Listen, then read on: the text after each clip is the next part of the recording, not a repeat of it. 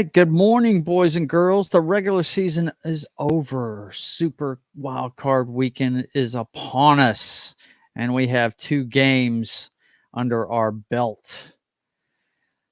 Last night, actually yesterday afternoon, my beloved Seahawks got bounced by the perfect Purdy.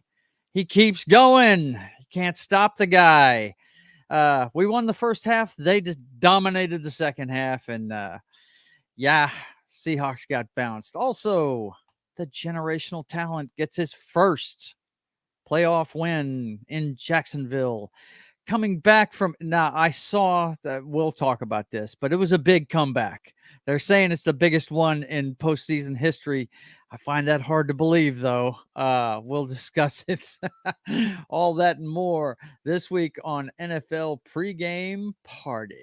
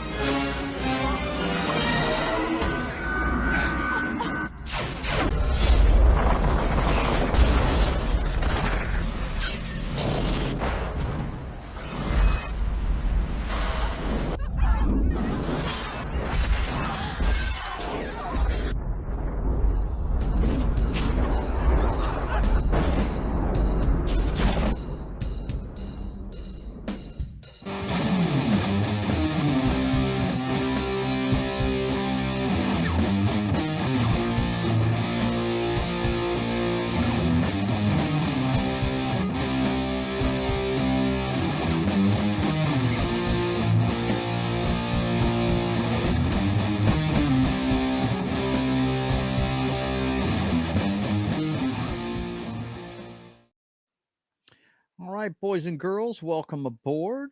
I am your host, Joe's Atmosphere. And as usual, I've got my compatriots, my co-host, Noc. He made it at the nth second. What's going on, Just Big Daddy? made it.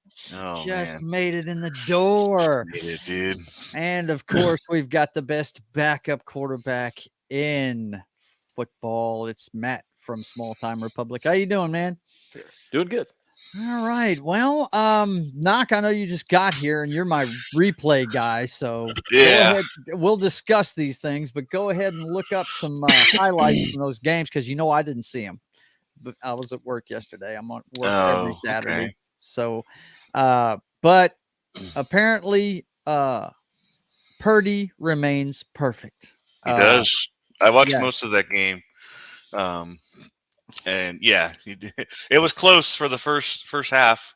That's what I heard. I heard we won the first half, but Pretty much. Yeah. couldn't really do anything the second half, it sounds like. But the final score, boys and girls, was not to my favor. It was 23-41. Much like a college football game, it was competitive for the first little bit, and then the depth chart showed, apparently. It's kind of what I thought was going to happen anyway. Look, guys, I didn't expect much of a season because the linchpin of our defense went down in week 1. That kid from LSU, Jamal Adams. So I wasn't. They performed way over the expectations I had for them this year, losing Russell Wilson, and I'm proud of them. I think they did well this year, really, considering. So I got you right here, Noc. Go ahead and show me my crushing defeat. Oh, yeah, no. I think, and this is it's 3rd and 14, unfortunately, and but they're in the red zone, and I think this is probably the play of the game right here. This is what the turning point of 49ers taking over.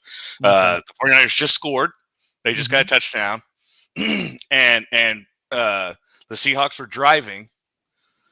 And it was a good drive. It might have stalled out here because it was 3rd and 14. But instead of getting 4th down, the defense got there. They got the ball. Bosa got it.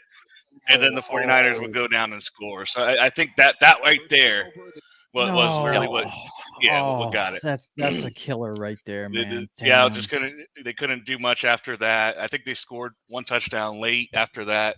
And but other than that, 49ers were just on a roll. McCaffrey, Debo, Ayuk, even Mitchell. Purdy had a couple passes where he just checked it down to McCaffrey and Mitchell, and they went in for a touchdown. The thing about that team is they are so solid when people have the ball in open space at blocking. It is ugly. Yeah. It is hard to get to the ball carrier against the 49ers because they practice blocking downfield for runners. I mean, it's ridiculous. There was a beautiful play in the first half. I think it was maybe in first quarter where they handed the ball off to McCaffrey and he just took it, right off left tackle for 60 plus yards. And it was just the blocking on the play was just perfect. Kittle's blocking a safety 20 yards downfield, 15 yards downfield. They have got a fullback, first of all. They've got a fullback that most teams would have a tailback. I mean, it's ridiculous. The guy's phenomenal. And,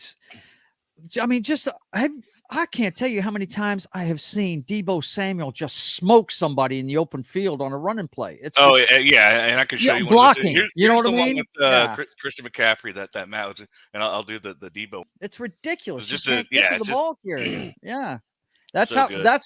That's the thing. You've got to shed blocks against them, and you have to concentrate on it.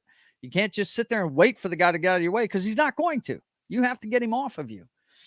And that's what makes them so special, really. Joe, I know you're a Seahawks fan, but I found myself cheering for the Niners just because I enjoy watching their offense. Are you kidding me? I hate the 49ers, but I respect the hell out of what they're doing. It's phenomenal. I wish my team played like that. You know what I mean? They used to. Yeah. When Carroll first got there, well, you know this better than anybody, that the earthquake run, it's that same kind of thing. Everybody's downfield helping. I mean, it's one guy doesn't do it. It's the whole team. And that's what's fun to watch with them. Go ahead, sir. I believe this is after the fumble. And I think now on that previous play, in the old NFL days, that guy would have had his head taken off. Yes, he would have. He'd have been smoked. That's the liberty they have today. Because they know guys are going to get in trouble. Go, man. Everything's running like a well-oiled machine with them right now. Yeah. And they just needed a guy to give them the ball. This is what we say with the Dolphins. Just get them the ball. Let the special guys do their thing. Let them do what they do. Oh, yeah. That also, and the Niners have been smart with how they've managed Deebo Samuel's coming off the injury he had several weeks ago, where they have limited his touches and limited how much he's played, so that come this weekend he would be, 90%, 100% ready to go. I think another part of that is Mitchell. Mitchell coming back from injury last week to take reps from Christian McCaffrey. Yep. So that just letting these guys get some rest and not having to run them into the ground. They have guys that can step up like Ayuk and Mitchell and Jennings that can make some plays as well. I think, it's just pick your poison with them. Yeah, it is pick your poison. Rhonda says, "Hail chat, let's go Dolphins." Yes, man. Dolphins in the playoffs for the first time in 5 years, or actually longer than that, 6 years. Looking forward to that today. I don't know who the trigger man's going to be, but I'm hoping it's going to be. We know it's not Tua, but we'll get into that later. But yeah, that was the unfortunate result. But I have to tell you, I'm proud of what my Seahawks did this year. Losing a franchise quarterback is never easy, and Geno Smith. I got to tell you, they're gonna pay him.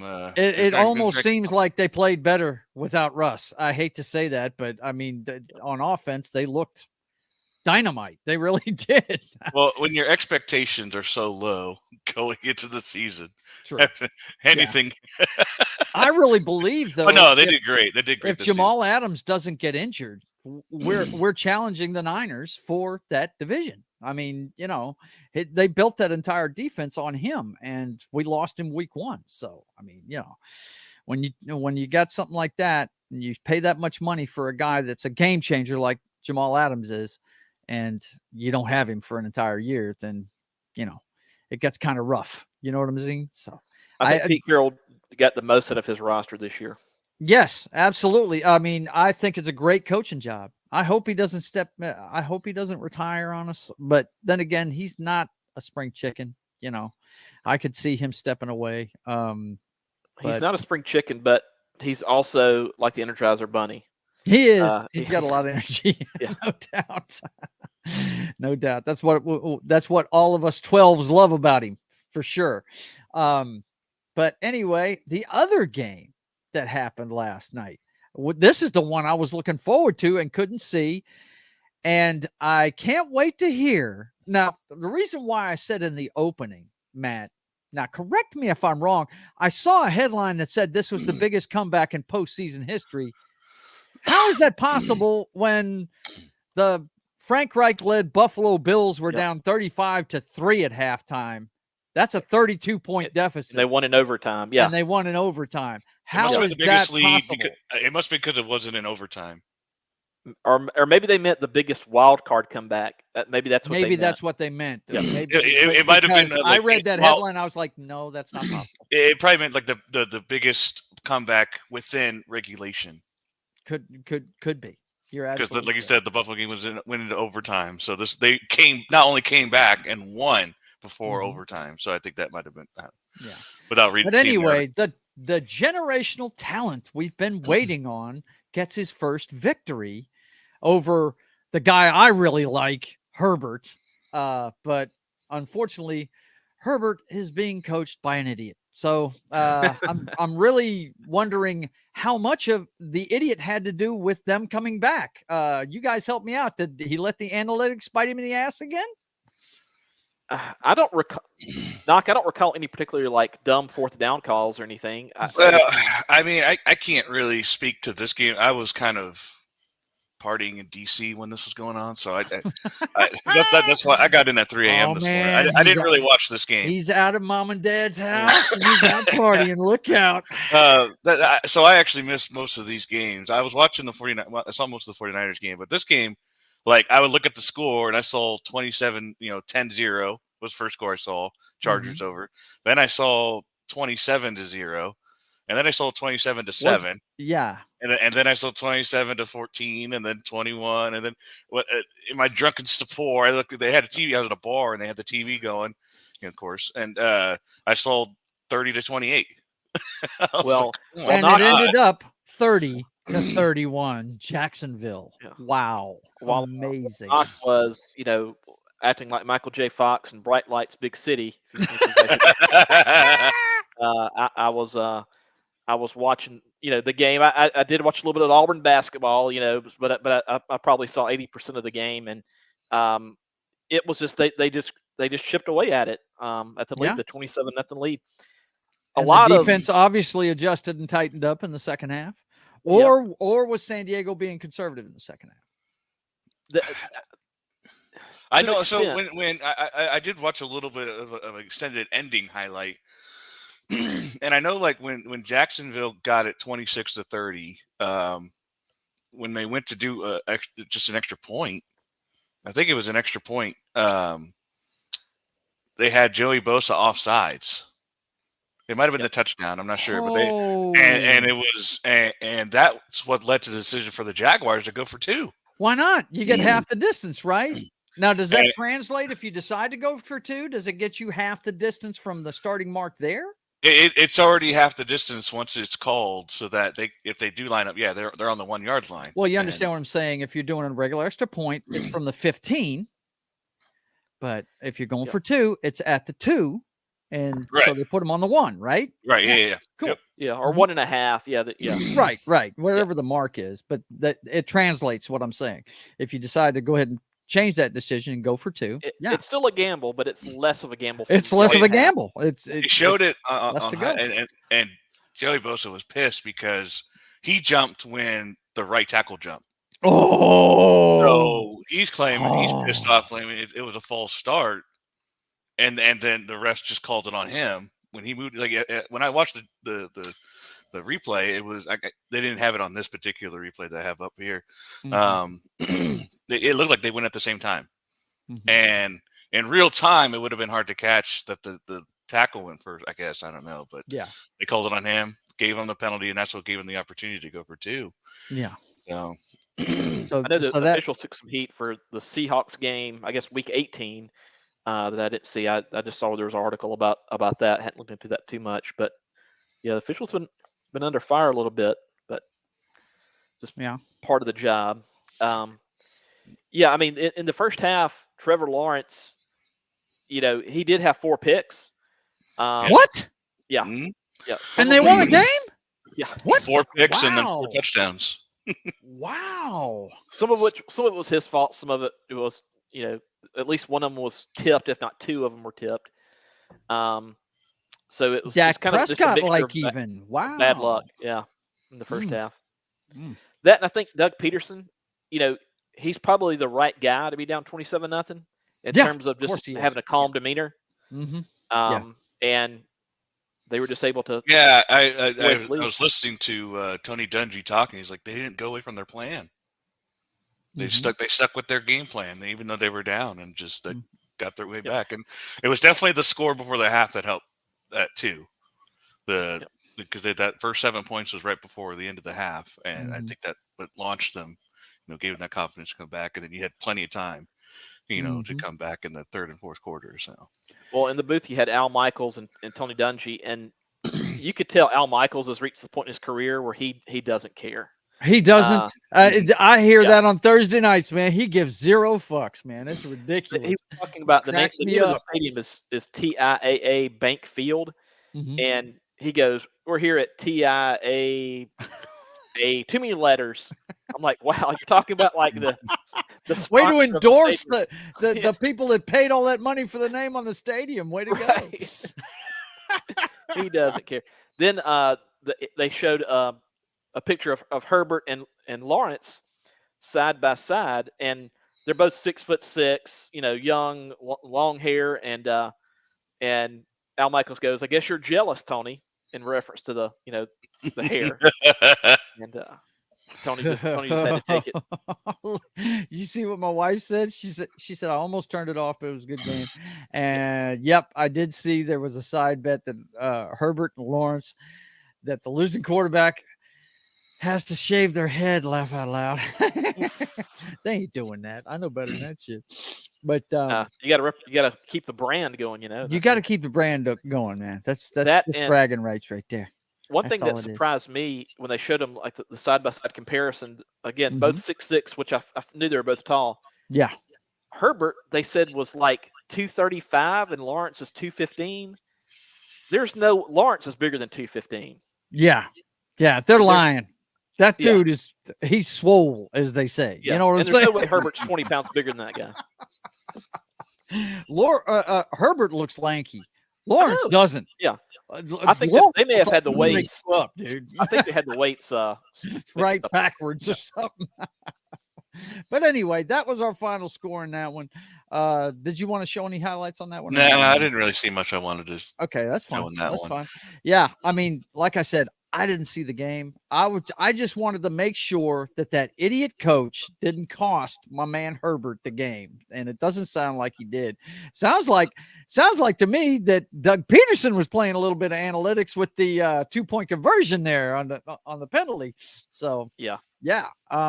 So good for them. Okay, well, we have got several more games on the docket, boys and girls. It's Super Wildcard Weekend.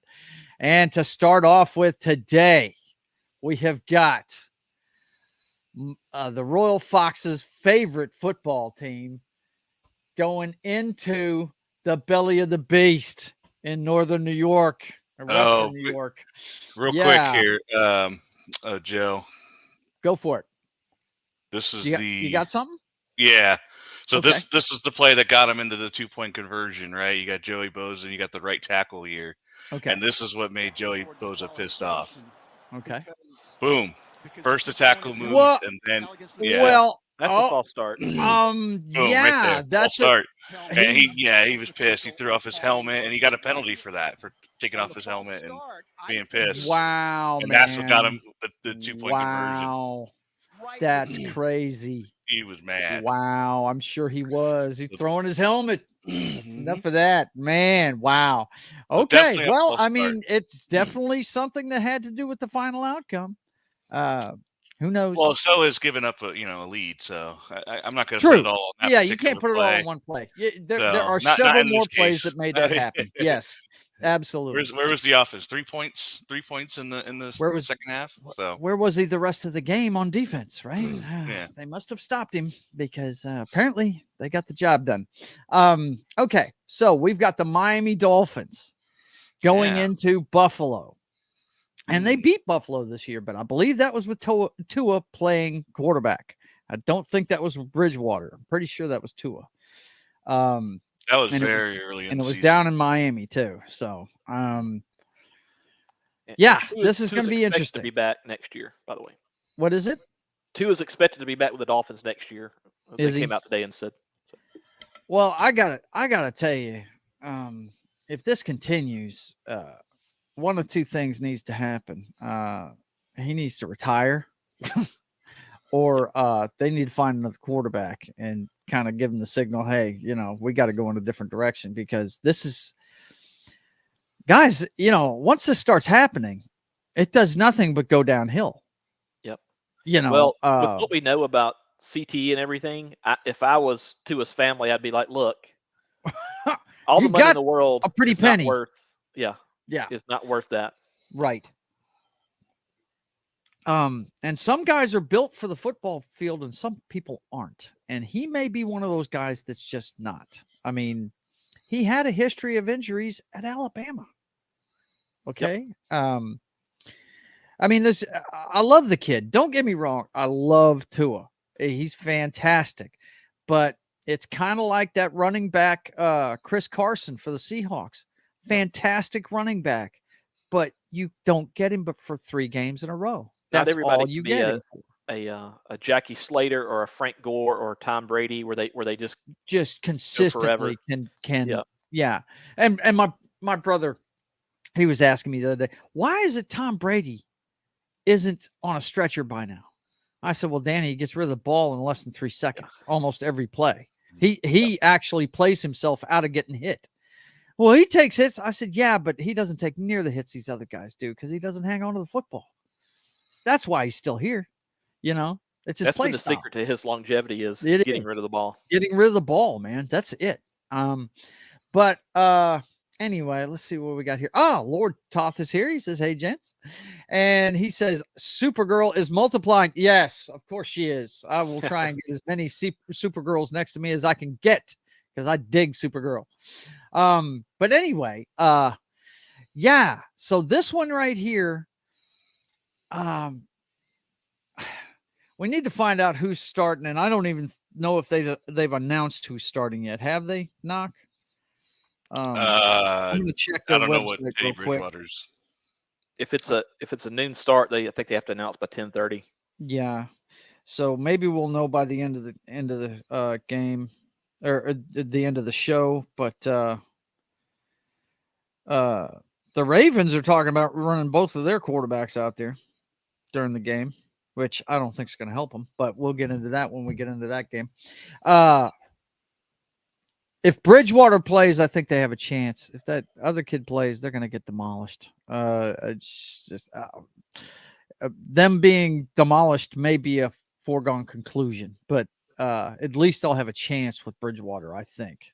He's a veteran. He knows he'll be a little bit more calmer than what's his name? What is that guy's name that won the last week of the season for him? Oh yeah, Skylar Thompson. Skylar Thompson. Yeah. That's it. Yep. Let's see. Rhonda says Brady has a circle of protection from the refs too. Oh my God, yeah. The Patriot hate. She's got her haterade out this morning. We brought up Tom Brady's name, so she's got that haterade going, boy. Now he is easy to hate. I'll give her that. Trust me, dude. You should hear my brother. Now listen, my brother. Now in 2001, this is a guy I had to calm down and keep reminding him the defense is going to win us a championship. It's going to be our first one, because we were brought up to be Patriots fans by our father. He's from Boston, right? And I'm the guy sitting there having to calm him down the whole damn game. Yeah. What's up? Brady does have a circle of protection from the refs. Any other quarterback gets looked at like that or hit, and they're not going to get the calls like Brady does. So saith the Royal Fox. Yep. Spoken like a true Dolphins fan. But she's in there watching in the living room. But I'm having to calm him down, right? Let me tell you something. You know what he calls Tom Brady now? The traitor. Because he's playing for Tampa Bay. Because he's a big New Orleans fan, right? Right.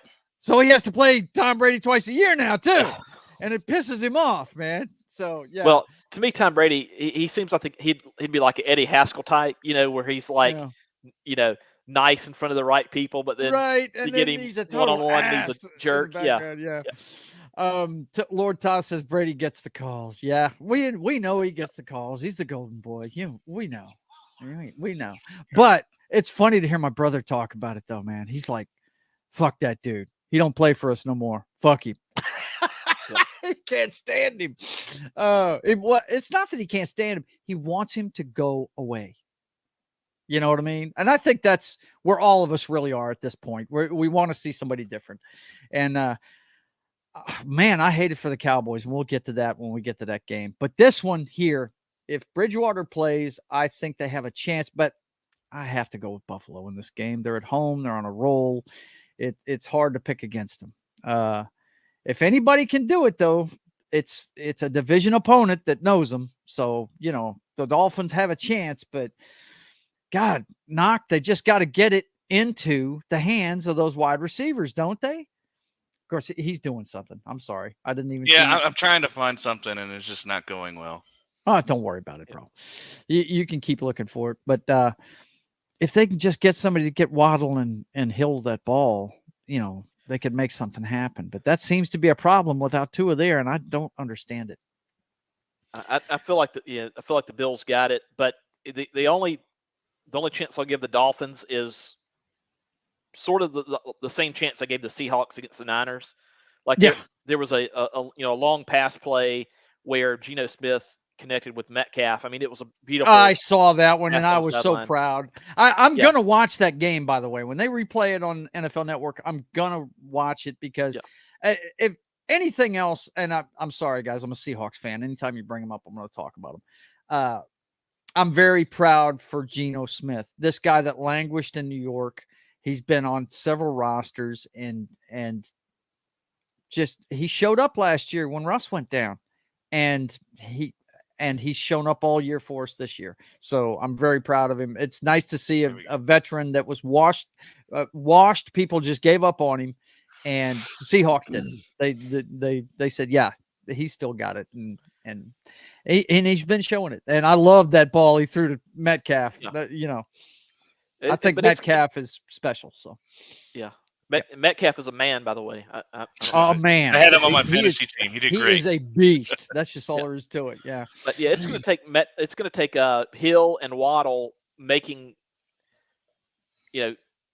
running just exceptional routes and getting past the safeties, and it's going to take big plays like that.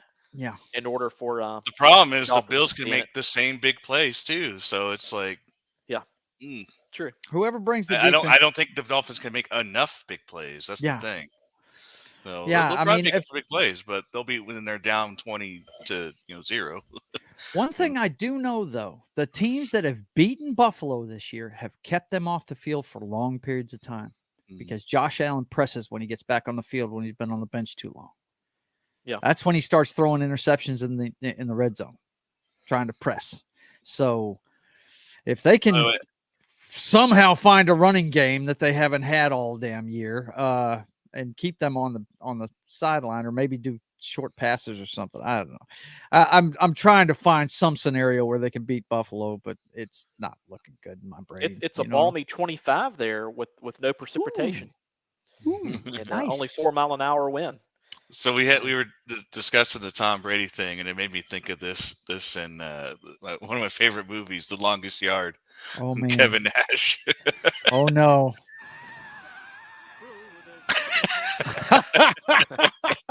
This is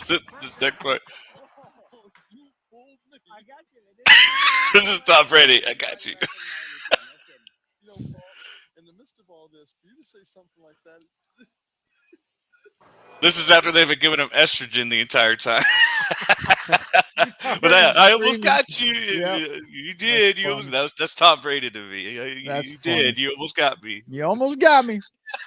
Lord Toth says Buffalo. Either one of you guys want to go out on that limb with Miami? No. Not me. I hate it. I'm pulling for him.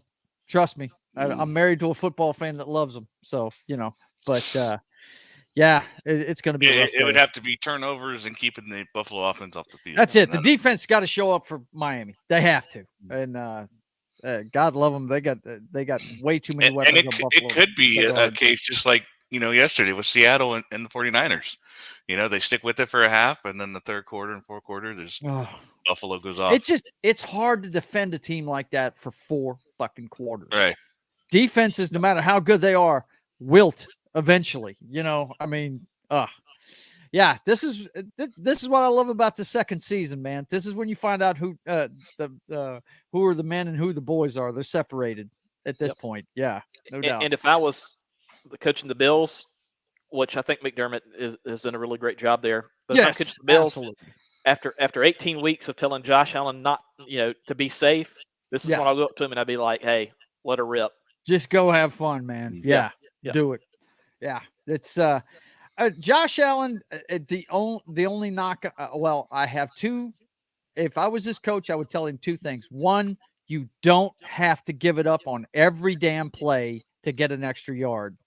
Start protecting yourself a little bit because your career is going to be shortened significantly if you don't.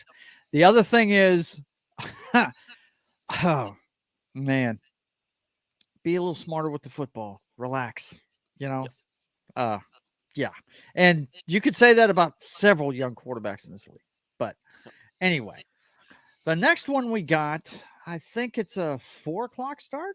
Is that right? 4:30. 4:30, 3:30 our time, Matt. Yep. That would be the New York Football Giants heading into Minnesota, boys and girls.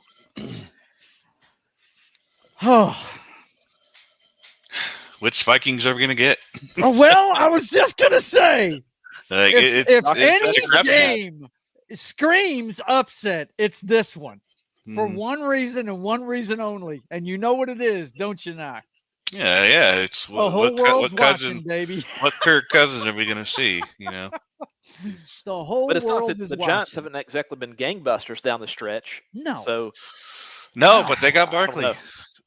Yeah. They got Barkley. I mean, it's just if they can run the ball and if they get back Kirk Cousins, absolutely can win. And Minnesota this year, they've gotten blown out. Yes, Well, I agree They with haven't lost games. They've got blown out. I agree with of Lord games. Thoth. It will not be close today. I just don't know which direction. Yeah. Minnesota Right. not even close today, I bet. Okay, Yeah, 24-7 versus the Eagles, 40-3 versus the Cowboys. Yeah, 40-3 versus the Cowboys. 41 What the hell was that? Like they lose big when they lose. Yeah, when they lose, they don't fuck around about it. They just lay down. It's ridiculous, man. For instance, if I told you guys today the score will be 42-7 in that game, you legitimately wouldn't know who had the 42 and who had the 7. Absolutely not. That's what makes this one so tough to call. Yeah. Minnesota on paper, getting off the bus, should crush this team like a fucking Dixie cup. They should. To me, the Chargers and the Jacksonville was the hardest one to pick. I think for me, from all these games, and it was decided by a point. Yeah. But on paper, you should pick Minnesota in this game. Yeah. But man, if I was the Giants, I would feed that horse till they couldn't take it no more. I would feed that man till they couldn't take it no more. I mean, and when the Giants were winning, it was their defense, doing their thing. Yeah. So if they can, play like they did when they were on their like early on in the season, and like you said, pound the ball. We know how this is going to go. They're going to put 8 in the box and dare Daniel Jones to beat them. We know what the game plan is for the Minnesota defense. They're going to load 8, 9 in the box and say, throw it. Go ahead. We don't care. But the question mark is the offense and how well that's the side of the ball that's going to be won and lost on when the Giants are on defense and Minnesota's on offense. If Kirk Cousins does what he usually does with the whole world watching, This could be a blowout the other way. But we'll see. Yep. Just I'll because take the Vikings here. Yeah, I got to take the Vikings. But I don't but know. I'm pulling for the New York freaking Giants. Even Especially though I 'cause it's in can't stand Minnesota, New York too. teams, I can't stand Kirk Cousins more. I really can't. Let's see. Monkey Jeebus says, "Hey guys, Hey good to see you, there. Monkey. What's up, man? What's going on, man?" But yeah, I'll be pulling for New York, but doesn't matter. I don't think it matters in this one. It's the wild card game. Some of these games we games- just need to get through it. We just need to get through it. Yeah, the sludge absolutely. Absolutely. Today right, is just let's all see. about. Today could be all blowouts for all we know. It could be. But a couple of them are division matchups that could go either way, you know. God, if Tua was in Miami, man, if Tua was playing, that would be a different ball game right there. But I mean, that one and the next one coming up. yep, the next it's one just- coming up being the Lamar Smithless Baltimore Ravens trying once again to beat the Cincinnati Bengals. They couldn't do it a week ago. I don't see how they're going to do it this week. Personally, really. Yeah, I don't know what you gleaned from the last one, except for we still need our quarterback. We still need our quarterback back, right? I mean, John Harbaugh is a good coach, and their defense usually plays well. But if I'm not mistaken, they're a little nicked up, so it's going to be kind of tough. Let's see. Lord Toth says, "Hey, Monkey Jeebus, go Giants!" But yeah, he knows Minnesota should beat him too, and he says Bengals. Yeah, I think I've already let my feelings be known about their If the quarterback. Bengals lose this game, it's all on them. That's it. That's all it is. That's it. It's This their is mistakes. their game to lose. This should be an It easy. is. This should be an easy. Let's go up by halftime and take a break in the second half. Baltimore is definitely playing with house money. They have no business beating them, and the pressure's all on Cincinnati. You could say that about the Giants friggin' Minnesota game too. Yep.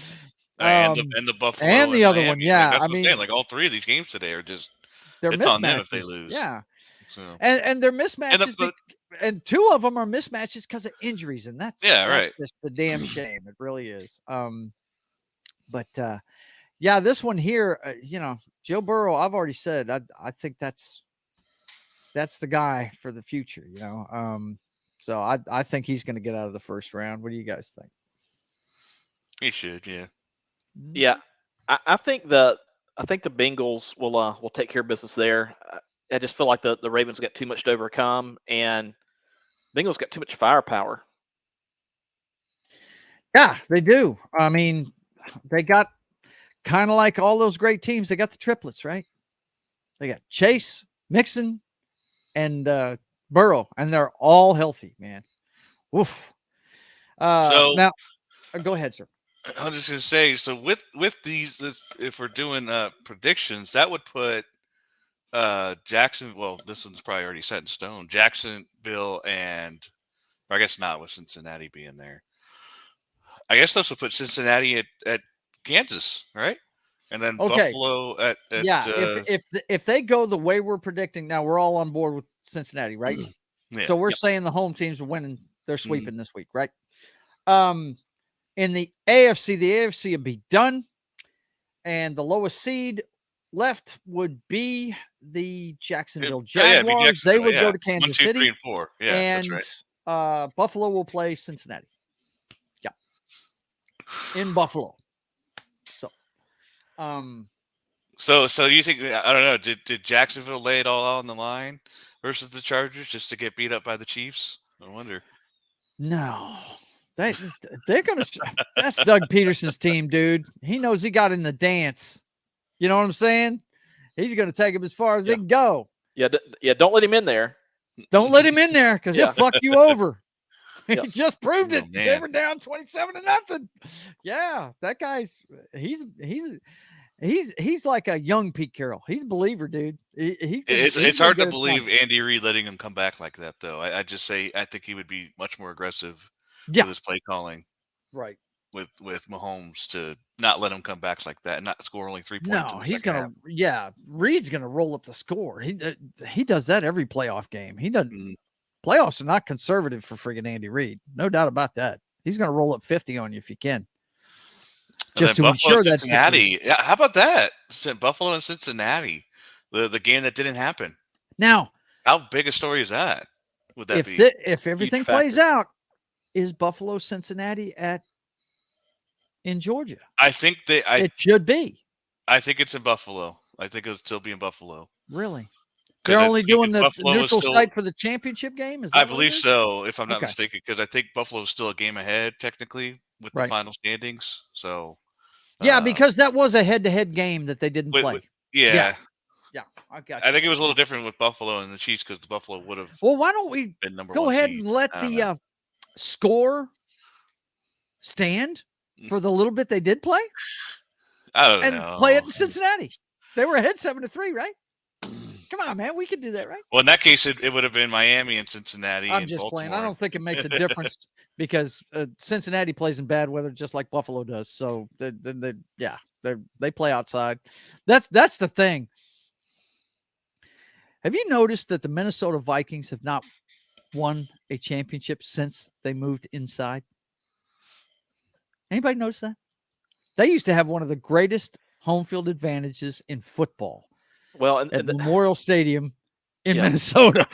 And they were sort of like, in the 70s, what the Bills were in the 90s in terms of. They won every year. Yeah. But they were ended up ultimately always the bridesmaid. Never the bride. But yeah, they did win. I think when they won like 4 NFC. They went to 4 Super Bowls and lost them all. Yep. Mm-hmm. That coach from that time period, the closest they've come to going back to the Super Bowl, well, twice. Whenever right before they signed Cousins, they went to the NFC Championship game that year, and when Randall Cunningham, Brian Billick was running the offense, and they had the most prolific offense ever in history, and Atlanta shut them down. That Cunningham, Randy Moss, yeah, and I'm sure Noc loved that one because Atlanta ended up going to the Super Bowl and get crushed by John Elway's old ass. Because that was the Super Bowl where Atlanta said, okay, we're going to stop TD. And he was like, okay, I'll just throw for 4 touchdowns and 350 yards. Screw you. Yeah. I don't feel like the Falcons ever had a really good chance of winning that game. No, they didn't. They didn't. They used it up against Minnesota. They did. Because that Minnesota, if you remember that year, Randall Cunningham and them boys could not be stopped, man. They blew up the friggin' record books on offense. It was awesome. And it was like watching Geno Smith, an older guy that had peaked and was done, washed, and all of a sudden Brian Billick turned him into a superstar again. It was pretty neat to watch that old guy slinging around. But we're all on board with Cincinnati in that one. Now, here is the game that, wow, could Dallas have gotten a worse draw in the first round? Is it possible that they could have gotten a worse draw? Now, on paper, you see the records. They should go into Tampa and beat the shit out of this team. They should. Yeah. Brady, I want to say I saw a stat that said Brady is like 7-0 against the Cowboys. He's never lost to the Cowboys. Ever. And so here's the thing with this one. Tom Brady under pressure, against a good defense, if his line isn't blocking properly, you can get him to, throw bad balls. Yeah. Just like what Denver did on their Super Bowl run. They got after Brady. It was still a close game, but they got after him. They punished him. And that's, Dallas defense, they've been pretty good this year. Yeah. Can they do that? Can they win the trenches? Yeah. That's good. I think that's going to be the key to this game. I think a lot of that's going to have to do with whether Micah Parsons is recouping better than he has been. He hasn't been the same since he got injured. Dallas, easy one. Lord Toss says, Oh. I beg to differ, Wow, brother. I will never say easy. With I don't know if Tom you Brady's watched how involved. Dak Prescott played last week, but yeah, that was against the Commandos. Yeah, And yeah, the lethal Commandos. And he got shut the hell down and picked off at every turn. Here's the problem, man. Here's the problem. The Cowboys are on the road, and on the road they don't play as well. That's one issue. The other issue is this. Dak is pressing, and I don't know why he's doing it. I have no idea, and I just don't know that the guy's getting coached. I mean, I have a hard time. I watched a game. I can't remember which one it was. It was down the stretch here. I don't think it was the Commandos game. I think it was the game before. Hey, Christian, how are you, brother? It's good to see you. Good to see you, man. Laugh out loud. Lord Toss says, but it was a corner route by a tight end, and the defender was clearly behind him, and he was NFL open, if you know what I'm saying. The guy was close, but there was a window there. All he had to do was drop it in the bucket, and he threw a flat trajectory ball right at the side of the damn tight end's head, and the guy just turned around and yanked it down. Whereas if he'd have put air under it and just dropped it in the bucket, the guy would still be going, and the guy would have never caught him. That sounds like me and Madden, because that's I don't throw touch passes. I do all bullets. Oh, I know, because how many times have I gotten you in the red zone trying to throw it out or something, and I just haul ass the other way, right? Yeah, that's what's not happening right now. He's pressing. He has to. But I've seen him do it. I've seen him throw touch passes. Yeah, he's got to stop holding down the square button. He needs right. to tap, he's got to stop holding down the square button. Yeah. If you tap the square button, if he taps it and puts some air under it, it drops in there. We're good to go. I just don't know what's up with the kid, and I don't know if it's because he got injured this year, because the first time he got injured when he got his ankle broke, that was pretty vicious, and when he got injured this year, he might, it might be weighing on his mind. I don't know what the deal is, but he's just not playing well, man. He's not. And I don't understand it, because I've seen him play better than this. And I kind of root for the guy because he's a homegrown talent. He's from here. Yep, I watched him play in high school. The guy's great. Yep. And I watched him in college single-handedly beat LSU. He was the only thing on that fucking Mississippi team. He had a rough upbringing from what I've heard too. So he's overcome a lot. Yeah. And he's a class guy from what I've seen. But man, it's almost like he's pressing, and he just needs to relax. If he just relax and plays football, I think he'd be fine. But I don't know who's in his ear, but they need to get through to him somehow. Yeah. Because if he plays his best game, there's no way the Buccaneers beat him. No. There's no way. There's no way the Buccaneers beat him. I would compare this Bucs team to the Seahawks in terms of they did what they had to do to make the playoffs, but I don't see either one. I never saw either one of those teams being like a Super Bowl, winning type team. And I think the Cowboys will take care of business and win. Mm-hmm. But we all know for the past 25 years, the Cowboys in the playoffs, you never know exactly what to expect. Yeah, and we know with Tom Brady in the last 25 years, what his playoff stuff's been like. Yeah, he's all about the championship game, whether it be the conference one or the last one. You know what I mean? So, yeah. And I think their wide receivers have gotten healthier too. So, and I think that's a big thing. Something's still off with him and Evans, though. Early in ball games, they're not on the same page. It's really weird. I don't know what's going on there. I didn't realize that Rudolph was on the team at tight end. Kyle Rudolph? He was a pretty decent he's tight end for Minnesota for a couple years there. A little long in the tooth, 57-year-old Kyle Rudolph. So I think he needs to take that Gronk role. If he could do that, then that's the thing with the Buccaneers this year. There's no Gronk, and people, you can say what you want. That dude was a presence that had to be dealt with. Period. Yep. I mean, he's a beast. What is he? 6'8"? I mean, the guy's huge. Maybe I don't watch enough of the games, but they're always talking about Fournette not producing enough. And that literally every time I watch him play, he's running off like he's 7 getting yards. 7 yards at a of a crack. I never I'm with you. understand I don't the understand flack that he one either. gets. Feed that beast, man. I don't know. Maybe Jeez. he's fumbled or something like that. And I He's just one of haven't seen those it. And guys. Now he does have a tendency of fumbling. He does have that, but it's not like Tiki Barber level where I he gets I looked remember at that and fumbles, but he I does remember have a when history of it. I remember when he changed up how he held the ball, and it was like Who, night and Tiki day. Barber? Yeah. Yeah, 3 that was- points of that was really- contact. He was all over TV telling people how he Yeah. was being coached. Yeah, Tiki's to worst remind enemy himself. is Tiki. Yeah. Yes. No doubt. But Fournette's a beast. If I was the Buccaneers, I'd be feeding him all damn day long, especially against this defense, because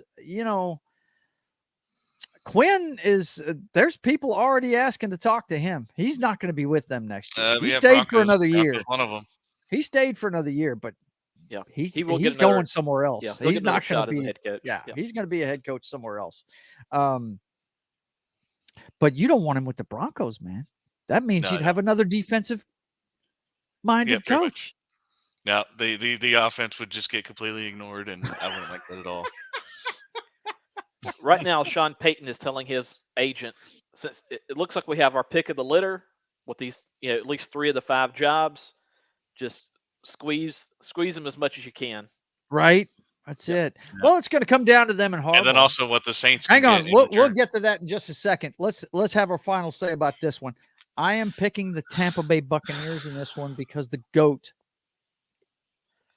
I'm going Cowboys. Until you prove me wrong, show me, Dallas. Show me you can do this. I'm not that confident. You haven't done it yet. I'm going to go with the Cowboys as well. I'm going to see if they can.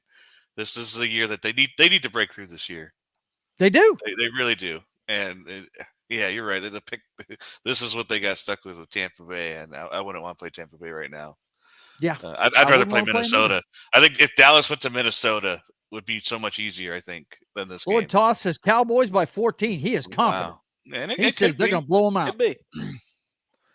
Okay, but so I'm going to go with the Cowboys. Since we talked last, we had Black Monday. Now, Black Monday is not as significant as it used to be. We had 3 firings. We had more firings during the season than we had on Black Monday. The open vacancies are, the first one this year was Matt Rule.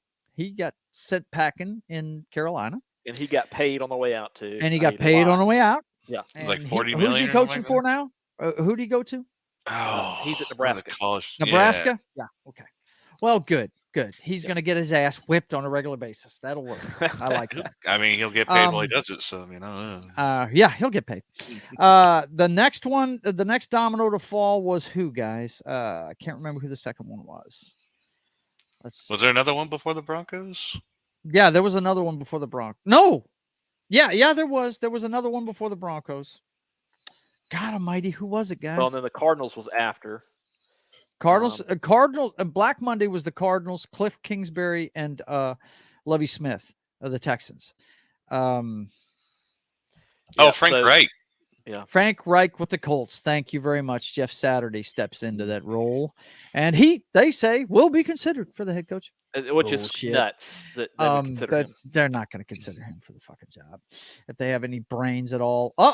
Breaking news: Bridgewater is active for today, but not starting. What? Yeah. If he's active, start the motherfucker. What's wrong with you? Okay. All right. Well, Buffalo wins. Okay. Cool. Got it. Skylar Thompson in Buffalo. Yeah. Come on, man. Don't see it. Anyway, could be wrong. The next one was Frank Reich, which, I guess because I loved him as a coach so much, or not as a coach, but as a player. I just thought he was cool. I hated for him. He kept getting retread quarterbacks. They couldn't get a quarterback for him. I mean, dude, Andrew Luck stepping away from that team. God love him. More power to him. you got every right to step away from a football field. If you don't love it, you need to get off of it. Tua needs to reference Andrew Luck like that. Take a page out of friggin' Andrew Luck's book so they can move forward. But man, the timing of when he left, it is the worst it could be for a franchise in the middle of the preseason before a season. And they have not recovered from it. It's been 3 years now? Yeah. They went Honestly, with whoever they had on the roster that first year. Then they went with Phillip Rivers, and then they went with, oh my God, Carson Wentz. Didn't do too bad. They made the playoffs with them. They did. But then Carson Wentz, that pariah, he shows up, and then who was the last guy they used? Oh yeah, Matt Ryan. God, mighty. He never got a quarterback. They should have stuck with Jacoby Brissett. Right? They didn't give him enough. They won some games with that guy. Yeah. But and then the last one was, of course, to Noc's joy and appeasement. Paul Hackett got sent packing for trying to fit that square peg into a round hole for Nathaniel 12 Hackett. weeks straight. Hackett. Yeah. So he got sent packing. So the Denver job's open. And then on Black Monday, we had Lovie Smith, who probably got fired for winning a football game, I would think. That's the only thing I can figure. I don't understand the 1 year coaching thing, because like he gets there and like his star quarterback is traded. Like I don't get what you're supposed to do with a team within a year. I think they hired him just to manage this clusterfuck for a season so they could reboot. Almost like a fall guy. Yes, it must have been he's something. the fall guy, basically. Ugh. Yeah. And it's a shame because I love Lovie Smith. He's one of the most even-keeled, nice guys I've ever seen. Great beard. As bad as Great the record beard. was, What a beard. Yeah. As bad as their record was, they were competitive, and They were in every game. Yeah. It's against really good teams too. Yeah. That's because and they beat the Cowboys. That's always fun. He is a really good coach. The guy is fantastic. But they sent him packing. And the one I've been telling you guys for the last 2 years was going to happen because he linked himself with that retarded dwarf. Cliff Kingsbury got sent out of town. And it was so funny watching Black Monday. And Jeff, who was it? You know, I watch Rich Eisen daily. I love the guy. He's got my dream job. Sorry, bastard. But he said, man, there was times this season that guy just looked like he did not want to be there anymore. I agree. He said during an interview, it's been this long, and he's this season, he goes, it feels like it's been a decade. Is what he said during a friggin' interview. Yeah, I saw an article that he took a one-way ticket to Thailand or something like that. He has no interest in coaching next year, and he's going fishing, bro. He's gone fishing. He's taking it. Yeah, he apparently has been stressed out. Look, I've been saying that this guy was going to cost him his job, and halfway through the season, when I saw, was it a Monday night game, when that little dwarf come up there barking at him, yelling at him. And he didn't bench the guy or get in his face or anything. He just stood there. I was like, yeah, this is not going to work. I can't believe they gave him the contract they gave him. I can't believe it either. Yeah, I can't believe it either. And I just don't feel like he had been consistent enough to earn it. And no, with his size, I just felt like he was too much of an injury risk. Yeah. I mean, the guy got injured by himself. Like what? Like he literally got a non-contact. What was injury. saying earlier that some guys just aren't built for it. Yeah, it's he's talented. Don't get me wrong, he's talented, but because of between the years, I don't think he's got it. So because of how late that injury was, too, he's not going to be there at the start of the next year. Oh yeah, and so they have to get a coach. They got just go get Lovie Smith. The GM stepped aside too, bro. Just go get Lovie Smith. Hey, we need you to deal with this. The GM said, "I got." Apparently, it's wearing on everybody in Arizona because the GM said he had to step aside for health reasons, and he stepped down. And he's been there during all these years. He's the guy that built the Kurt Warner team that went to the Super Bowl. And he's out now. Yeah, he left. He and Kingsbury both got let go same day. No. The GM stepped down for health reasons. He did not get fired. He stepped away. Okay. I know he had stepped away earlier in the season, but I No, know he as said- of now he said, I'm he's done. he's definitely I, done. Yeah. I can't do it. Yep. Let's see. Lord Toth says, "Hey." Yeah, Explain to me what "hey" you're talking about there. If Lovie Smith is the one that goes in for a year and does that, then this would be the team that would want to get Lovie Smith. Like Yeah. next year's a wash. It is an absolute is. wash. They don't Well, have a I mean, they don't have another QB And they Murray's out can't for a afford season. another QB. Yeah. That's for sure. They're it's going the to same team continue that with gave Colt Steve Wilkes McCoy. 1 year, so they're used to that. Yeah. Mm. I don't get Out the of 1 year coaching those thing. jobs, we've got Denver, we've got Carolina, we've got the Texans, we've got the Arizona Cardinals, and we've got Colts. The Colts. Why do I keep forgetting the Colts? It's probably because I can't stand that team. But anyway, which one looks like the dream job to you? Noc, go. I mean, not even bias on this one. It's easy. You just need to fix Russ, and you got yourself a Super Bowl team. Yeah, you do. The defense is there. Defense is there. You got the decent weapons. wide receivers. All you need to do is just work on that O-line and Russ and play calling, Yep. which is what we want Sean Payton for. Right. And like they showed it. They beat the Chargers in that last game of the season. Yes, they did. And they showed what they could. And the Chargers played most of that game, and to the detriment of everyone. Because let me ask you this: was Mike Russ Williams under got hurt. center most of that game? Yes. He was. Oh, under center. I don't remember if he was there. You mean like under center and shotgun? I didn't get to see the game, so I wouldn't know. I wasn't paying attention. But to if that. they were scoring, I bet you he was in shotgun quite a bit. That's the way he needs to line up. Period. So, it's because I know this is going to sound stupid, but it's because of his height. He can see things better from back there. That's one of the things about being under center that's always bugged me with that Denver team whenever he got there. If you watched him play with the Seahawks, he lined up 75% of the time in the shotgun, and they did all their running out of it, So, but with you got. I mean, because if you look at the other 4 teams, you got the Cardinals. It's not a good pick for any coach. Oh God, you're going into a losing team with no. Everybody's bailing from that place like rats from a sinking ship. The Watt Texans retired. Might be okay. You lost your pass rusher, right? I mean, yeah man. I mean, I don't care for that one. I always saw him as overrated, but that was just me. Yeah. And then you got the Texans. They do have the number 2 pick in the draft. Maybe pick a quarter. The Bears aren't going to draft a quarterback. I don't think. No, they're not. And they shouldn't. I know I rag on the guy. If he matures, he's going to be a really good quarterback. He is. Yeah, but he's got to mature, and they got to get him with a quarterback coach that can teach him how to throw the touch passes and stuff. And then you got the Colts. I don't know what they're going to do. And you got the Panthers. Panthers are young, I think. I think they might be. I think the Panthers is probably the second best opening. Yeah, I would think so too. Their defense is decent. Just playing in the NFC South. I know it sounds funny, and they kind of became the NFC East this year. That all of them didn't do well, but those guys play defense in that division because the offenses are so good.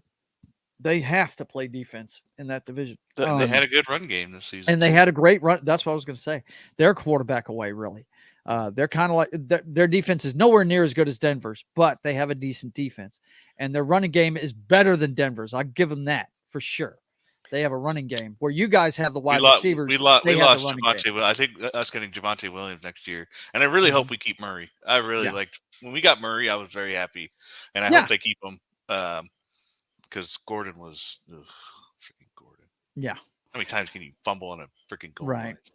But Carolina, you get a quarterback and get them at least one decent receiver, and you got something there. You think the Panthers should go for Baker Mayfield? I think they tried that experiment already. I think Baker, and since we're bringing up that subject, I think Baker's right where he needs to be. I don't see it. I think he carries a clipboard behind Stafford and learns that offense top to bottom. I don't see it. I think he'd want to start somewhere. But that's only if McVay stays, though. If He is. McVay He is doesn't stay, staying. he's gone. No, So. he confirmed that he was staying. Yep. Oh, okay. Yes, Cool. Steve. Cool.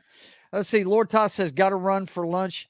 Have a great Sunday. Yes. Yeah. Sure will, Lord Todd. Take care, buddy. I think I'm of probably monster trucks when I hear the word Sunday 3 times in a row. Right. Sunday. Yeah.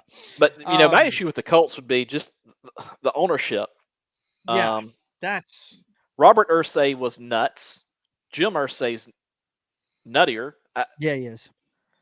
You just never know. Like, I don't know why they got rid of Frank Reich, but yeah, they did. They just made him the scapegoat for everything that was going wrong. Well, they never got him the quarterback that he needed. Jim and Jeff were out partying one night, and Jeff was like, it would be great. I double dog dare you to fire your coach and make me the coach. And Jim Irsay's like, bet. I'll take that. Bet that. I'll take that bet. You're on. And so they fired him and brought in Jeff Saturday. That's what it was. Right. Now, I do think double Jeff dog Saturday dare. had a year and a half of high school coaching experience. So he was clearly He's clearly ready for the qualified. job. Yeah. Man. He's ready to take the reins. Only reason he didn't go for the Rooney rule because it was an interim coaching position. Is that what it was? So that's what it was. Yeah. All right. Yeah. It makes no damn sense to me. All I know is last year, not this year, but last year when Taylor was healthy, they had a defense, they had a running game. Taylor disappeared this year, though. Yeah, he did. I don't know what happened with him. I don't think he was injured that often either. So I don't. Maybe I don't know if they were just loading the box. They were a quarterback away a year ago, and I don't know what happened to it. I guess this team just folded under the pressure of bad, used-up quarterbacks. Must have been what it was. Because I mean, you throw a good defense to the Wolves enough, they're going to wilt. So we got Baker Mayfield. We don't know where he's going to do. You think he should stay with the Rams? You think the Colts would go get Derek Carr? Yes, absolutely. God, that'd be the best thing they could do. Yeah, possibly. Absolutely. Derek Carr is going to get paid. Derek Carr is going somewhere, and he's going to get paid. Yeah. I do have a problem with how he abandoned the team though. The last 2 weeks, how he basically just. I mean, quit. they benched him though. I They benched get him. that. They gave up on him. He quit. After it was said he was benched though. I don't know. Did he quit? I didn't know he quit. I thought he got benched, and then he just like, all right, if you're gonna bench me. Okay, look. First of all, know this: he's going to get released. Okay. I think. You don't think they can get any trade value? No. He's owed. If he's still under contract, he's owed a whole shit pot full of money at the end of the season. So guaranteed, he's going to get cut before free agency starts. Guaranteed. Okay. It's the kind of number, I'm not sure exactly what it is, but it's the kind of number no team wants to take on. Okay. I think he's owed like $40 million or something if he's on the roster. So no, they're not even going to take a chance. They are going to cut him. Yeah. Carr had signed a 3-year, $121.5 million extension with Las Vegas in the offseason, as in 2022 offseason. And a bunch of it's guaranteed. That's the problem. Yeah. It says the deal does allow the Raiders to cut him within 3 days of the Super Bowl for only a $5.6 million cap hit. And that's why they're going to do trade it. Partner. Yeah. So, they're yeah. I just, whenever he got benched, he said he was stepping away from the team, and I have a problem with that. Yeah. That's like when Mariota disappeared from the Falcons. Yeah, absolutely. Yeah. I did not know that it happened. So yeah, I'm on board with you on that. But it was my understanding he was benched. After he was benched, that's when he pieced out. Yeah. Well, you got to give it to him. He was their front man through a lot of bad stuff for a while there. Yeah, so. And he, I think he'd reached his breaking point early in the season. There was that press conference where he got all emotional and everything. Oh yeah, I showed it. Remember, I showed. That's right. Yeah, it was right before the Denver game, and Noc was like, "Oh shit, we're gonna get beat now." Jesus. But I think you guys ended up winning that one, Noc, didn't you? Against the Raiders? I think you did. I don't think we won that one. Wow. Okay.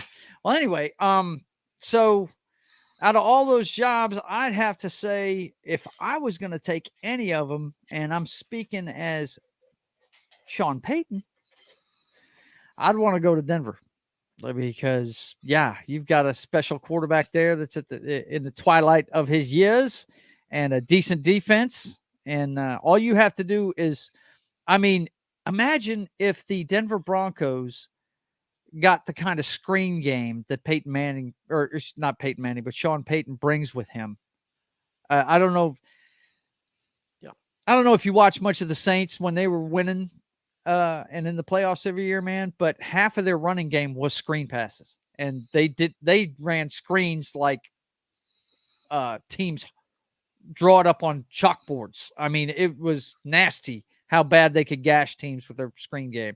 It was ridiculous. Well, I tell you what, if you did that, I would hope that they would draft someone like Spears from Tulane. Mm-hmm. That little short dude that just runs all over the place. Get behind those linemen. Oh, he gonna have a scat back and a bell cow.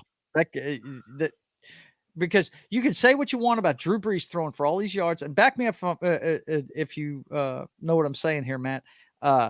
You can say what you want about him throwing for all these yards and blah blah blah. And Drew Brees, great quarterback and all this stuff. It's all predicated on the run game. They've always run the football. Yeah, always. So, well, and look at it. Look at it this way: Drew Brees was a short quarterback, and Sean Payton knew how to use him. Russ is short. Russ is short, and and where was Drew Brees? Every snap, he was in the shotgun, man. Every time. Yep. And they ran out of it and all that stuff. That if you're Sean Payton, I don't know that you want to go to the Panthers because you got to play the Saints every year. You got to play the Saints every year. A little bit of awkwardness there. It's pretty awkward. No, I think he wants to change conferences completely. I think if he doesn't go to Denver, which that's where I think he's going. I think if he doesn't go to Denver, he ends up in Houston and just totally reclamating that project. And the thing that Houston, I believe, has is he could potentially be the GM and the head coach. And I think the same could be said in Arizona, but I think he wants to get out of the NFC altogether. So I really see him going to Denver. That's where I see him going. Denver, and then I think the Texans may be the backup plan for him. Yeah. But he's definitely going to be on a sideline somewhere next year. That dude, I think everybody knew he was just stepping away from the Saints, taking some time off, and he was going to be back because that guy's he likes coaching football, man. He's a mad scientist. Yeah, and I'll tell you this, some of these coaches want to be GMs or have. If I'm a coach, that head coaching position has evolved to the point where you don't need anything else on your plate. Yeah, no doubt. It takes a special coach to be able to do that. And I don't know. A lot of the younger guys don't need to have that kind of pressure on them. They really don't. I'd much rather, if I was running a football operation, I'd want a GM and a head coach. Now that partnership, like the situation in Arizona, they need to hire a GM first. They need to be looking for one of those right now and get one of those guys and let him be involved in hiring the head coach because they have to gel. If those two guys aren't on the same page, your franchise is not going anywhere. Look at the 49ers. Let John Lynch do the personnel. Yeah. Let him go get Christian McCaffrey and go undefeated for the rest of the season, and let Kyle Shanahan do the coaching. And you can't tell me that Shanahan isn't in his ear. They are like this. This guy. Like this guy would be pretty good over here. I could do a lot with this guy. I've heard he really wants out of Carolina, and I think we can get him. I could do some stuff with that kid. Oh, yeah, God, that trade is just so. It's the more I'm watching this, guys. There's so much talent in the AFC, but the defense that could kill them all is in the NFC. It destroyed my team yesterday in the second half. Well, and not only that, but Purdy can put up points. Yeah, they do it methodically. They don't just it's just so methodical. They're patient. They're patient. They take their time. They just whittle away at you until you can't take it anymore. McCaffrey over 100 yards running. Just Yeah. The Seahawks they were fortunate to get the lead going to the half into the locker room. Mhm. They were down, I think, 16-14 and had the ball with like 9 seconds left. They complete a pass to about the 48-yard line, I guess. No, I take that back. It was either that or the quarterback ran to about the 48. Uh-huh. Anyway, Jimmy Ward hits him shoulder to shoulder as he's sliding 15 yards. Oh, They line up and make Yeah. I think it was like a 57-yard field goal or something. Yeah. So part of it was the Niners shooting themselves in the foot. yeah. So what you're saying is I shouldn't be as proud as I am of my No, boys. you for should be this. proud. The Seahawks they maxed out on their potential. They did. This They season. did. Yeah, I got to give it to Carroll. He coached them up this year. He really did. The fact that we made the playoffs, losing our franchise quarterback that had been there for a decade, that's hey, you got to give it to him. He knew what he was So doing. I got a question for you guys. Sure. If the Cowboys lose, is McCarthy gone? I don't see it this year. Maybe if he'd been there, Especially if longer. they have a chance to get Sean Payton. Well, that's the thing, right? He's got history in Dallas. But I don't think he's going to go to work for Jerry Jones. He knows Jones. He knows how Jones is. Yep. He's not going to work for Jones. He'll go to work for your Get team. enough power. Got enough power? Okay, look. I've said this a million times, and I'll say it again. They're not going anywhere as long as Jerry Jones is involved in the football operation.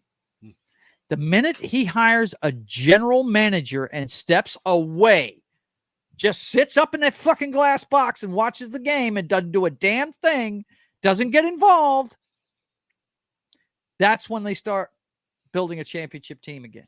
Okay? They're never going to do it with him meddling with shit.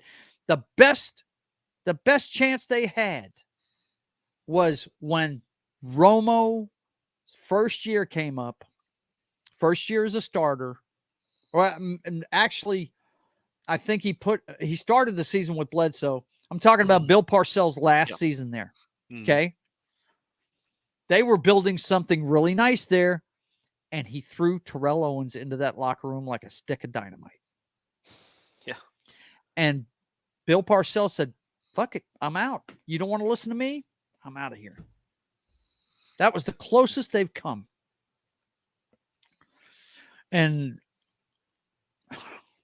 he's going to defend Dak to the nth. I like Dak myself, but I don't know what the problem is there. I don't know if it's that he's not being coached or if he's just pressing because of his injuries. I don't know what it is, but I think it's Dak and Elliott. I mean, one of the big problems there is this: the players know that they can go to Jerry and get their way. That is a big issue there. It's a big issue. I feel like Elliott gets too many touches.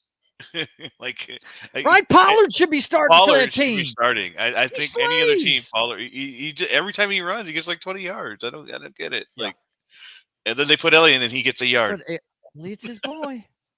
He sells the jerseys. Look, and my brother said it before too. You can say what you want about the Cowboys.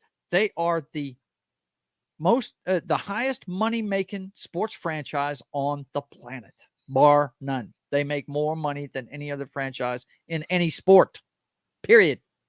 I mean, I think their Thanksgiving game was the most watched all season. Mm-hmm. And Jerry Jones he's a businessman, and he has got several businesses. The Cowboys are not the only thing.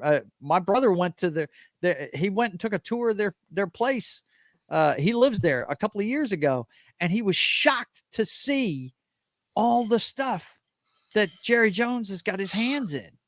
He was like, man, this is nuts. Jerry Jones is all about one thing, making money.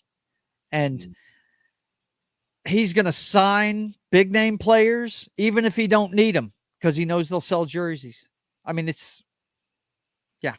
until he hires a GM and gets his fingers out of it, they're not going to make it. And that's why I'm not picking them. I'm not picking them against Tampa today. The GOAT's going to get to him. He's going to find a way. Yeah. So But anyway, Yeah. Anyway, they let go of a 12-5 coach. yeah, I can't see that either. I can't see him getting rid of McCarthy. No. Mm-mm. But then again, it's Jerry Jones. Yeah. There's no telling what that crazy fuck's gonna do. I think it'd be funny if they did, and then they But did. Peyton, but one thing's for sure, Sean Payton is not going to go work for him. He's not going to. I think know Sean Payton would like to work for the Cowboys, but not for Jerry Jones. But not for Jerry Jones. Yeah. There you go. He would love to work for the Cowboys. Yes, absolutely, because he's got ties there. I mean, he used to be their offensive coordinator. So, by the way, I don't know if I ever told the story about the Cowboys. There was I may have mentioned it on a. It may have been one of your streams. I can't recall, but when Gene Stallings was an assistant under Tom Landry, Gene has a son that has. I think I may have mentioned this in the chat on one of Dad Man Walking streams. So I think that's where it was. But anyway, when Gene Stallings was an assistant with Tom Landry, he had a son whose name was I think his name was like John Mark Stallings. I think it was the young man's name. Anyway, John Mark had Down syndrome. okay. And Gene told him, now, John, when we go meet Coach Landry, you be respectful now, okay? So that they go to meet him, and John Mark walks up to Coach Landry and goes, "Hey, Tom, how's it going?" So anyway, that was a story that I heard Gene Stallings share on the radio recently. So yeah, just thought I'd mention that since that's we're talking cool. Cowboys. That's cool. Yeah, I'm sure Coach Landry was like just kind of grimaced maybe. He probably doubled over. Well, maybe not him. He was pretty stoic, but hey, on the inside, he was probably laughing at least. I'm a huge Landry fan. I would when I was a kid, that was my team, was the Cowboys. And I think he had a winning season possibly every year he coached. I mean, it's very possible. Yeah. Him and Don Shula. Don Shula was good for 10 wins a season. That's why he got the 300. Yeah. The Don and Tom Landry, you can't get much better than that. But they couldn't. They just couldn't get over the Pittsburgh Steelers, man. Yeah. I mean, watched them lose to them twice in the 70s, man. It sucked. And then my Seahawks make it to the Super Bowl. And who they see first go out? Fucking Steelers, man. But anyway, I digress. Yeah. So, we're pretty much on board with all the home teams except for the Dallas Cowboys. You're the I'm the only guy that doesn't believe in them. Okay, well, I just watched that Commandos game last week, and I don't know what the hell's going on. So let's see. So if Dallas wins, let's do that scenario first. Okay. What are the matchups next week? If Dallas wins, and you're saying if we do all the rest of it, home teams, right? Yeah, Minnesota wins. Okay, San Fran won. Means that the Dallas Cowboys, being and the wild card team, they'd face the Eagles. Would go play the Eagles. And Minnesota, I believe, goes to San Francisco. I think San Fran got the number 2 seed, right? Yeah. Yeah. Minnesota goes to San Francisco. I think that's a great matchup for Cowboys, 49ers. Now, if the Tampa Bay Buccaneers win, like I'm predicting, they go to the Eagles. They go to the Eagles. Yeah. And Minnesota, or no. Yeah, they do. Yeah, Minnesota's still going to San Fran. Yeah. Minnesota's pretty much going to San Francisco anyway. No, that can't be right. Yeah, if San Fran's number 2, because either way, Tampa Bay's number 4 and Cowboys 5. Lowest seed goes to. Yeah, this is the 4-5. I'm sorry. Yeah. You're right. Okay. Yep. So interesting. Very, very interesting. Another Dallas, and man, I definitely would want to see Dallas and Eagles for a third time. I'd love to see Dallas and Eagles part 2. Part 3. Part 3. Yeah, I'm sorry. Part 3. I forgot. They're in the same division. Yes. Absolutely. That would be fun. And then oh man, Minnesota going to San Francisco. They wouldn't make it out of there. Nah, they wouldn't. No. All I can say is I don't see a team out here that can beat the 49ers. I'm sorry. The only team that had a chance is the ones they played yesterday because they know them so well. That's the only team that had a chance. And the Cowboys have to play in Philadelphia. They will not have peaceful, easy feelings No. The Eagles will be living life in the fast lane. Yeah. Whatever pun you want to. The Put in there. Eagles would be, yes. Yeah. Absolutely. Talking about one of these nights. Yeah, they'll have one of those nights if they have to go to Philadelphia. Yeah. Hey, it could happen. You guys could be right. I don't think it's going to happen though. The GOAT's going to have something to say about that, man. Here's the thing: they can hold him down the whole game. If it's close, they're fucked. He will rip their guts out in the end of it. If they're going to win this, they've got to win it by 3 touchdowns because he will rip their guts out in the end of it if it's close. You know this. There's one game we haven't talked about that we probably don't need to spend but maybe 2 minutes on, and that's Georgia and TCU. Oh God, we covered that last week, but I guess we didn't. No, it hadn't happened yet because it was Monday. Hats off to TCU. What a great season. Yeah. Too bad you didn't get off the bus. We definitely lost over that game because there was not much to talk about with that one. They used it up. I saw a video after TCU scored the touchdown to make it 7-10. There was a TCU fan going, "Y'all are quiet now. Y'all are quiet now." Yeah, he hexed the whole program, didn't he? Shit. Oh my god, he was up in the stands saying that. I was like, okay, they had to have dogged him for the rest of the game. Like, hats off to Georgia, man. But those LSU coaches, man, they end up doing some things around the SEC, don't they? Yeah. Yep. Good Lord, back-to-back championships. It don't happen very often. But Alabama should have been in there. Well, they shouldn't have lost. They shouldn't have lost. Yeah, that's right. They had a chance. Hey, it's starting to this transfer window and everything. Things are starting to chill out. But this expanded playoffs that'll start after this next coming season has pretty much all but guaranteed that Alabama will be in every single playoff for the rest of the time. Yep. And Georgia. So, yeah. So, I mean, at this point, it's just a waiting game. It's like, if you don't make it now. These guys can mess around with this stuff all they want. The SEC will always be the dominant conference. That's just all there is to it. And the one division, not both, because Purdue and Iowa, it was not. Purdue and Iowa.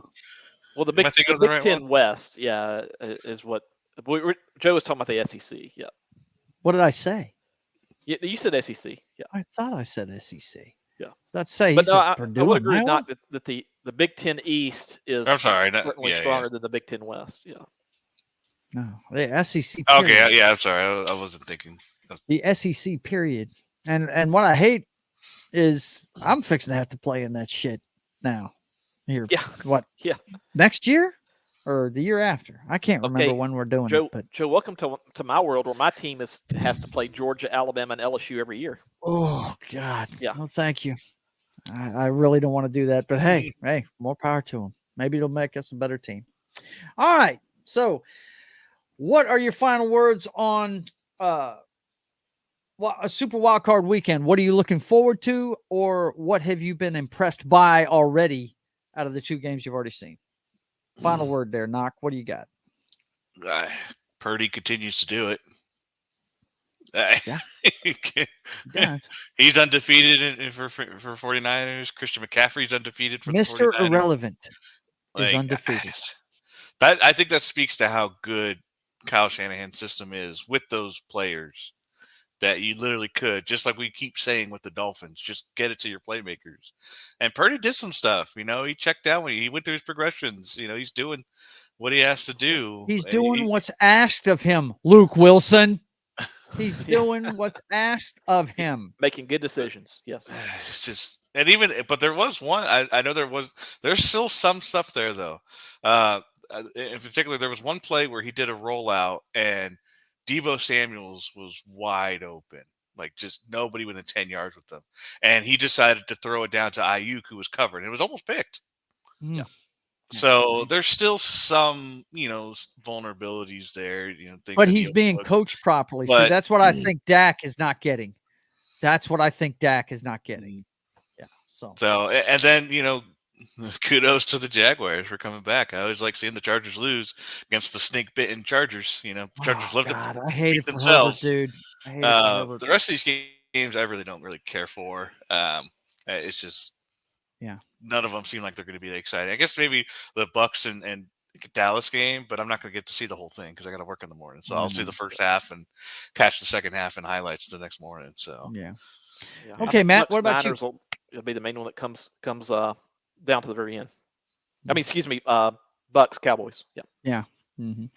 Is that what you're looking forward to? Yeah, that's what I'm looking forward to most. And as far as yesterday, I mean, the Niners winning 11 in a row now. Yeah. Convincingly winning. Yeah. Here's the thing. Even had they not won, even before they won this 11 in a row, early in the season, everybody still had confidence in them. That's how good they are. Yeah. It's like it didn't even matter what their record was early on because you're like, hey, they're going to put the pieces together and get right. It's just a matter of time. Yeah. And that think piece about, was Chris think about McCaffrey. this. They lost their starting quarterback week 1 and had to go to the guy that they basically said, you're carrying the clipboard. Yeah. Right? Everybody thought that he was going to get traded before the deadline and all this stuff. Yep. How smart were they to keep him on the roster? Yep. And now they've got Mr. Irrelevant. This makes me feel better. Undefeated. This makes me feel better that the Broncos beat the 49ers. Yeah. Just saying. Oh, yeah. You accomplished something. I think we were one of the last teams to beat the 49ers, if not the last. The way I see it, guys, this is going to be a fun tournament. It's going to be fun to watch. Somebody's going to surprise us today. It's not all going to be blowouts. Somebody is going to surprise us Most likely, today. but yeah. And I think it's going to be in the second game. I would not be shocked if the Giants jump up and bite them fools. And you know why. You know what I'm thinking. The lights are on and everybody's watching. But although it is in the afternoon, so I think I'd be more worried if it was in the 8:00 game. Right. Right. Yeah. Then the whole world really would be watching, right? Yeah. Some people may be going to church today around that time. But what I'm really looking forward to in the future is the offensive explosion happening in the AFC right now is fantastic. And what's funny is Patrick Mahomes is the old man, but there's 4 young guys in the AFC that the rivalries between them over the next decade is going to be fun as fuck to watch. Is Lamar Jackson the fourth one? Lamar Jackson. Yeah, Lamar Jackson is kind of an old guy now too, compared to these young guys. Yeah. But you got Herbert. I mean, that game, I wish I could have seen that the other night. Yeah. But I was at work. But Herbert and Trevor Lawrence, Burrow, Josh Allen. The caliber of talent in the AFC at quarterback right now is bizarre. Actually, and it's going to be Bennett would be the old man if he right. Yeah.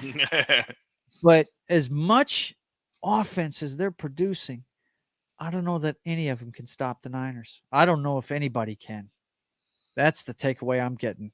Yep. I mean, right out the gate, and it's just because they play just such a smash mouth. We're going to hit you on every play, whether it's offense or defense. We're going to smack you around.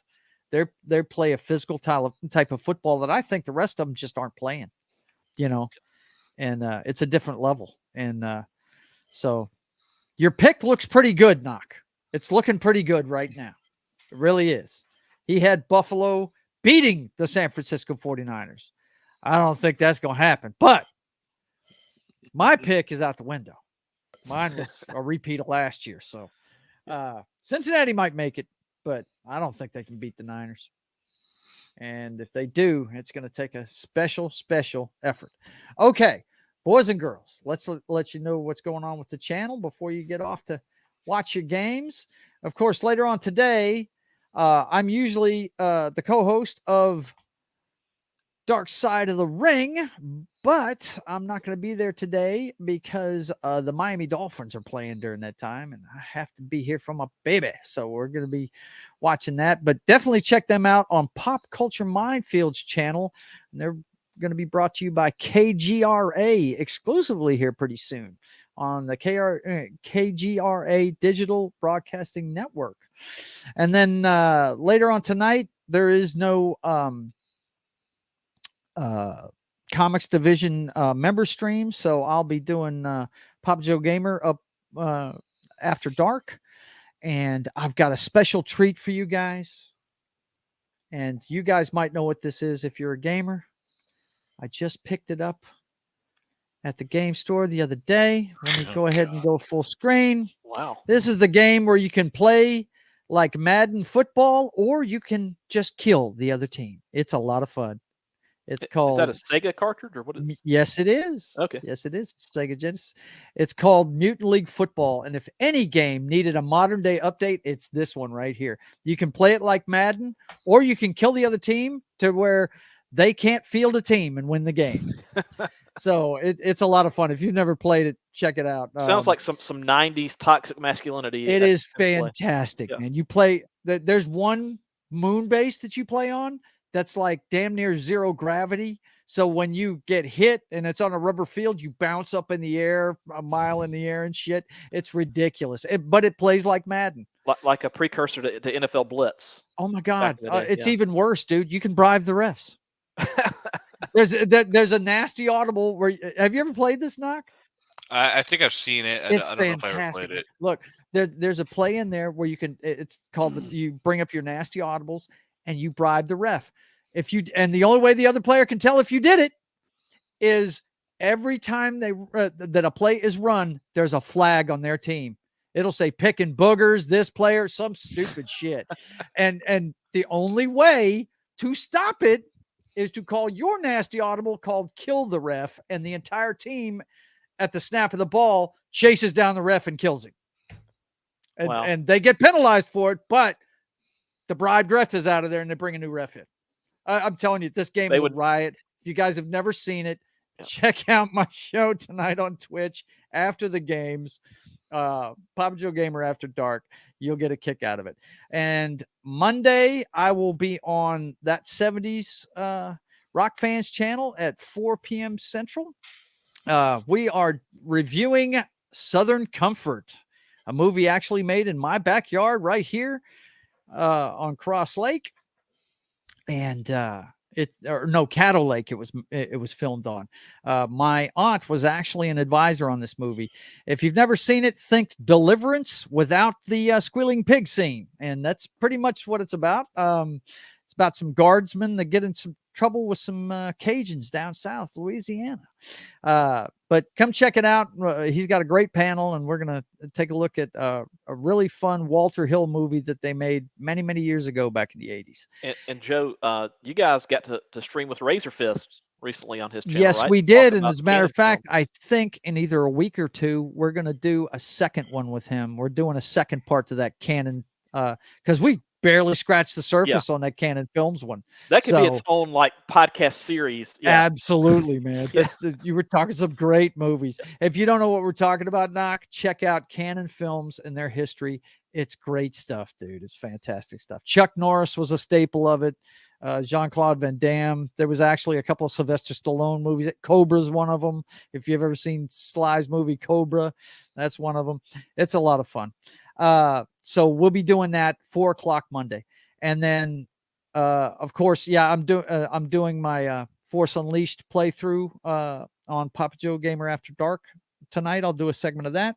And then these guys and probably some others might show up on State of the Atmosphere on Wednesday. That's at 5:30 p.m. Central, 6:30 Eastern. That's just where I that's the one show I get to just talk to my chat and talk to my fellas, and we just talk about whatever the conversation takes us for a couple of hours. I come in with a few subjects and we just take it away to wherever we go. And then, of course, the Brothers Hack the Matrix every Thursday at 6:30 Central, 7:30 Eastern. Me and my brother breaking down the clown show that is 2023 now through today's headlines, letting you know what's going on there. And Saturdays, you can watch me create my comic book at 1:30 p.m. Central, 2:30 Eastern, Sketching the Privateer. We're working on issue 2. Keep Jimmy in your thoughts, guys, because he's been diagnosed with COVID, so he's a little sick. He wasn't with me yesterday, but he's doing okay. He's at home and treating it. So give you good thoughts and prayers to him, and he should be back with me soon. So for my great panel here, we will be back next week for the divisional round to break all that down. And until we see you again, Noc and Matt from Small Time Republic, we all want to wish you a great Super Wildcard Weekend. And until I see you again, keep on keeping on. God bless.